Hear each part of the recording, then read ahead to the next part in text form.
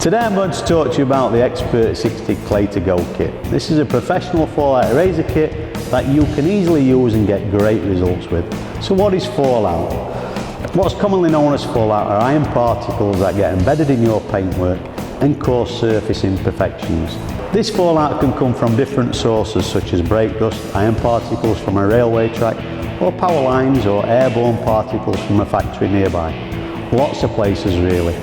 So what's so bad about iron particles? Iron particles have a microscopic outer edge that is very jagged. They get stuck in the paintwork surface of your car. To have flawless paintwork you need to get rid of them. Okay, what's in the box? We've got a clay bar, some clay lube and a microfiber cloth. Everything you need to actually remove your fallout or contaminant. The Xpert-60 Clay-2-Go clay bar removes a wide range of everyday contaminants from paint overspray, industrial fallout, tree sap, emulsion paint spatter, rail dust, all the way